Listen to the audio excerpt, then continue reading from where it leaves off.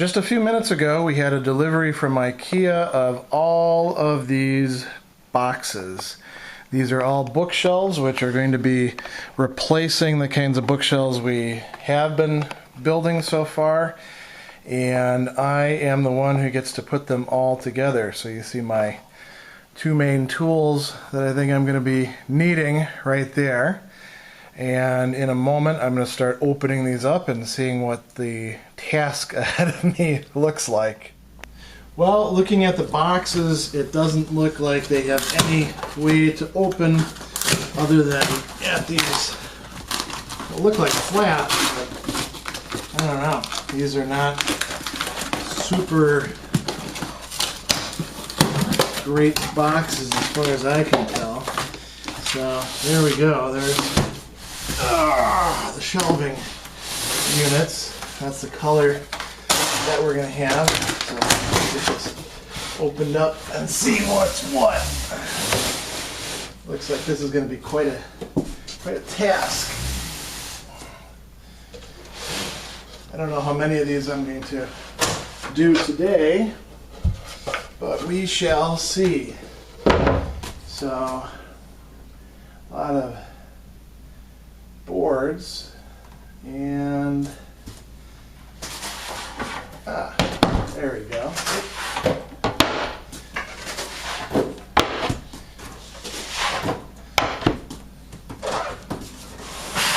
Some nice long piece right there, and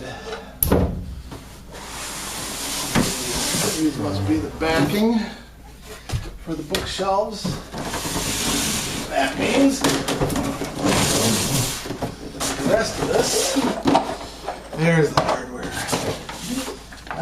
Most important part, the instructions. What else have we got in here?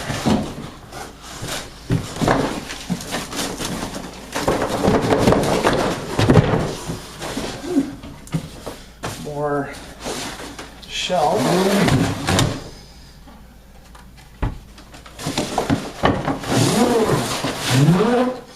So we have 8 of these big bookshelves.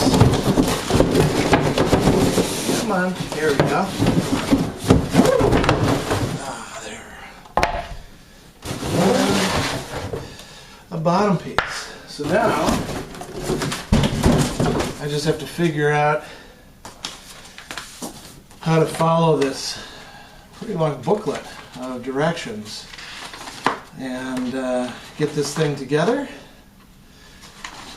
Looking at all the pictures, figuring out what all the hardware does, and see what's what. So that's that. So after putting in a good 3.5 hours, I would say, I've got 5 units set up. The corner piece, 3 this way, 1 this way. Got another 1 to go there, and 2 to go along that wall. So quite a bit of work yet to do. How do I like these, since this is an unboxing video? I mean, they look pretty nice. I gotta say, I am not a fan of having to handle trim nails. I banged up my thumb quite a bit trying to do that. The trim holds this in. It's easy to end up hitting the boards and that sort of thing. So it would be nice if, you know, that sort of thing was marked the way IKEA marks everything else, but on the whole, you know, it's not a totally painless process. Certainly not in a room this small that was, you know, full of all sorts of other boxes, including the boxes for these. But it's overall not too bad. You know, we've got now 5 decent bookshelves. We can start loading books on them, which is the whole point of having bookshelves, and start getting on with turning this into the library that it's supposed to be. So the next thing that has to go is the bookshelf that I built. I've got to disassemble that. First I got to get all those books off of it, probably putting them onto one of these. But before that, I've got to wait till Andy gets back home so we can figure out exactly how we're going to bracket this, and if I've got things in precisely the right places with the underneath brackets. I'm not quite sure about that myself, so since we're going to have to look at it for quite a while, better to get it right the first time. In any case, I'm knocking off for the day, except for a little bit more to do once Andy gets back here. And maybe we'll start putting some books on these tomorrow. All right, these are all the bookshelves that are going in here. I've already put some of my own books that were on the other shelf there, so you can see what IKEA bookshelves look like when you put them together, creating kind of an octagonal room because of these middle joint bookshelves, which take up a little bit of space but actually give us quite a bit of bookshelf space, and they don't interfere with the room too much. So this is going to be our library, and pretty happy with the way in which the shelves look, although I gotta say, looking at it, it looks like the center, the corner bookshelves are a slightly different shade of white than the other bookshelves. I'm not sure if that's actually showing up here, but you can see it with the naked eye.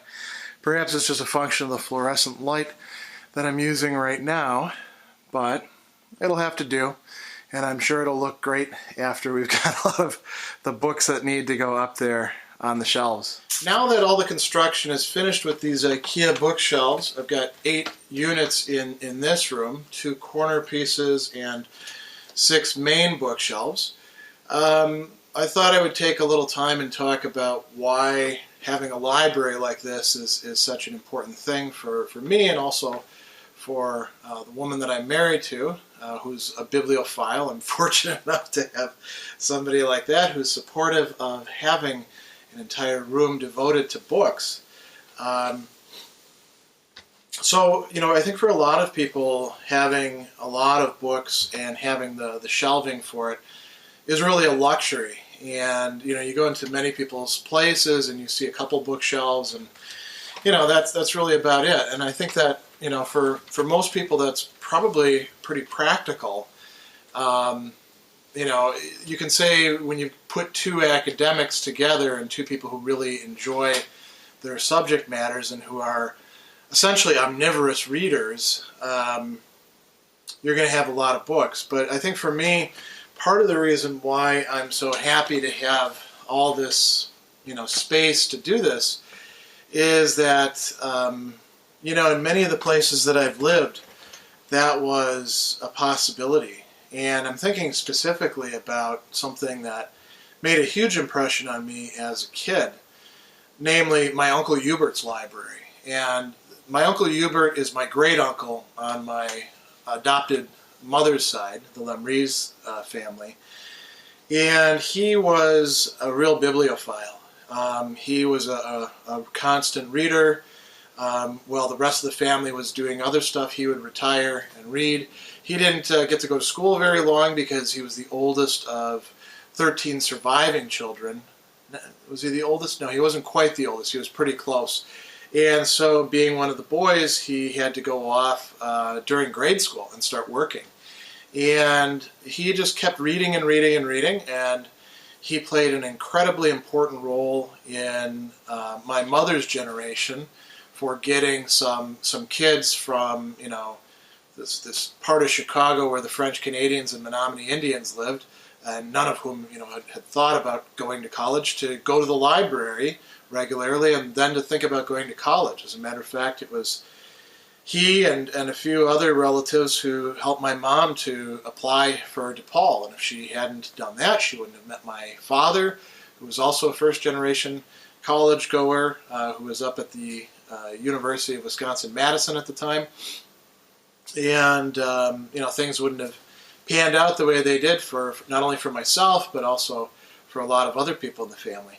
So Uncle Hubert, he was really instrumental, and when he retired, he and my grandfather and my Uncle Ernie and all of their wives, Uncle Hubert and my grandfather married 2 sisters from Quebec, Grandma and Aunt Tunny, and so they were very, very close. As a matter of fact, their houses, same house actually, Wausau home, same model, just slightly different colors, were adjoined by a 4-car garage, and then Uncle Ernie built his a little ways away. There were actually 5 brothers who talked about retiring out there in Indiana.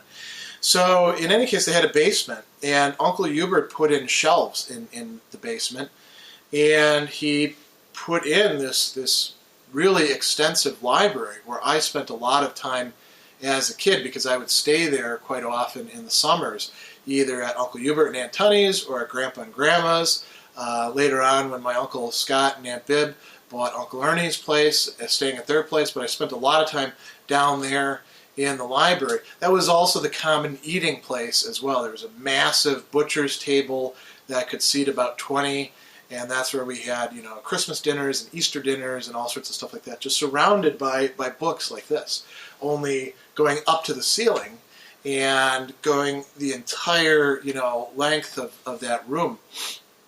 So later on, with my inheritance, I bought Uncle Hubert and Aunt Tunny's house, and that's where I had my office down in that area for some time.